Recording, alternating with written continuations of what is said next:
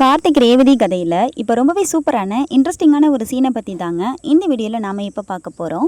வீடியோக்குள்ளே போகிறதுக்கு முன்னாடி இந்த வீடியோ பிடிச்சிருந்தா லைக் அண்ட் சப்ஸ்கிரைப் பண்ணிக்கோங்க. அப்போது தான் அடுத்தடுத்து போடக்கூடிய வீடியோஸ் எல்லாம் உங்களுக்கு நோட்டிஃபிகேஷனில் வரும். சரி வாங்க இப்போது என்ன நடந்ததுன்னு பார்க்கலாம். மயில் வாகனம் மாறு வேஷத்தில் அந்த சிலையை வாங்கிறதுக்காக போகிறாரு. வாங்க போகிற கடைசி நிமிஷத்தில் உண்மையாகவே அந்த சவுத் ஆப்பிரிக்காவில் உள்ள அந்த ஆள் வந்துடுறாரு. வந்த உடனே நம்ம மயில் வாகனம் பயங்கரமாக அதிர்ச்சி ஆகுறாங்க. ஐயோ இவன் வேற வந்துட்டானே, இப்போ நம்ம நல்லா வசமாக மாட்டிக்க போகிறோம் அப்படின்னு நினைக்கிறாங்க. கார்த்தி எல்லாத்தையும் பார்த்துட்டு நிற்கிறாரு. உடனே கார்த்தி மயில் வாகனத்தை எப்படியாவது காப்பாற்றியே ஆகணும் அப்படின்னு சொல்லிட்டு நேராக என்ன செய்கிறாருன்னா அந்த இடத்துக்கு ஓடி வராரு. கார்த்திக் வரதை பார்த்துட்டு சிலையை எடுத்துகிட்டு அந்த வில்லன் ஓட ஆரம்பிக்கிறாரு. ஓடுற வில்லனை நம்ம கார்த்திக் துரத்திக்கிட்டே போகிறாரு.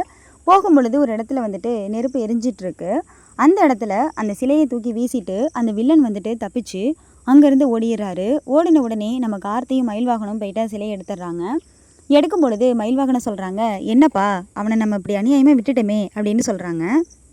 அதெல்லாம் சரவணன் பார்த்துக்குவாரு, நம்ம முதல்ல பாட்டியை போயிட்டு பார்க்கணும், சிலையை எடுத்துக்கிட்டு நம்ம போகணும், அங்கே நமக்காக எல்லாருமே வெயிட் பண்ணிகிட்டு இருக்காங்க அப்படின்னு நம்ம கார்த்தி சொல்கிறாரு.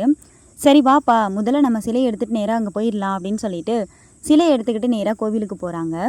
அங்கே போகிறதுக்கு முன்னாடி என்ன நடந்துக்கிட்டு இருக்குன்னு பார்த்தீங்கன்னா, நம்ம சாமுண்டீஸ்வரி வீட்டிலேயே உட்காந்து யோசிச்சுட்டே இருக்காங்க.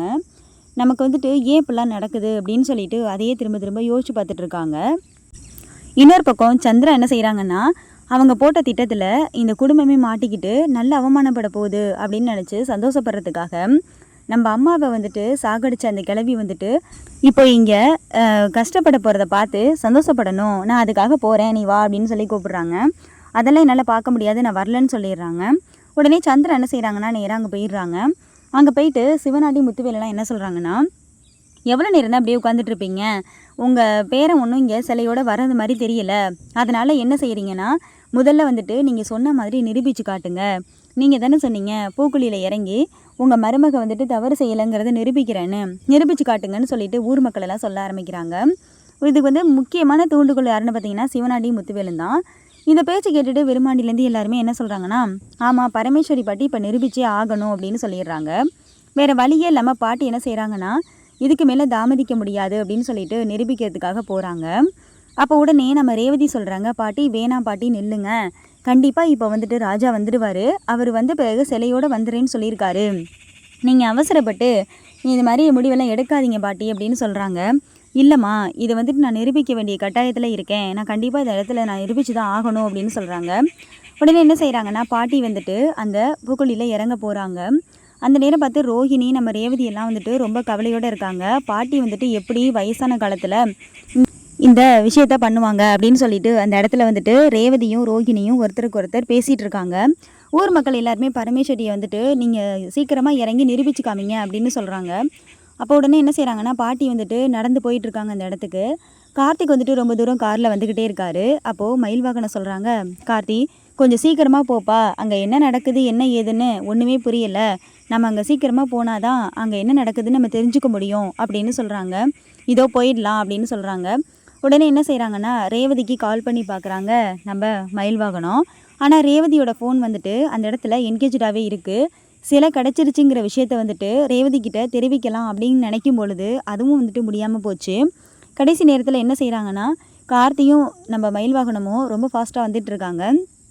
இன்னொரு பக்கம் சிவனாண்டி முத்துவேலையும் பேசிகிட்டு இருக்காங்க. நம்ம ரொம்ப நாளாக நினச்சிட்டு இருந்த விஷயம் இன்றைக்கி தான் நடக்க போகுது, நம்ம ரொம்ப சந்தோஷப்பட போகிற நேரம் வந்துட்டுருக்கு, இன்னும் கொஞ்சம் நேரத்தில் நம்ம நினச்சது எல்லாமே நடந்துடும், அந்த சாமுண்டீஸ்வரியை நம்ம ஜெயிச்சிடலாம், சாமுண்டீஸ்வரி தோற்று போயிட்டு அவமானப்பட்டு நிற்க போகிறா அப்படின்னு சொல்கிறாங்க. ஆமாம் மகனே, இதுக்கு தானே நம்ம இவ்வளவு கஷ்டப்பட்டோம் அப்படின்னு சொல்லிட்டு முத்துவேலு சிவனாண்டியும் ஒருத்தருக்கு ஒருத்தர் பேசிகிட்டு இருக்காங்க. கடைசி நேரத்தில் கார்த்திக் என்ன செய்கிறாங்கன்னா வந்துட்டுருக்காங்க.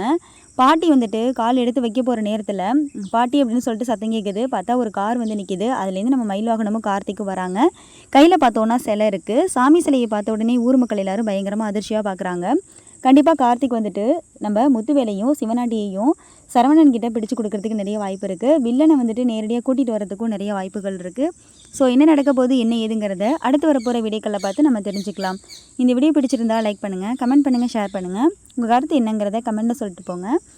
இது வரைக்கும் நம்ம சேனலை சப்ஸ்கிரைப் பண்ணாமல் பார்த்தீங்கன்னா சேனலை சப்ஸ்கிரைப் பண்ணி பக்கத்தில் இருக்க பெல் ஐக்கானை கிளிக் பண்ணி ஆல்னு செட் பண்ணிக்கோங்க. அப்போ தான் அடுத்தடுத்து போடக்கூடிய வீடியோஸ் எல்லாம் உங்களுக்கு உடனுக்குடன் நோட்டிஃபிகேஷனில் வரும். தேங்க்ஸ் ஃபார் வாட்சிங்.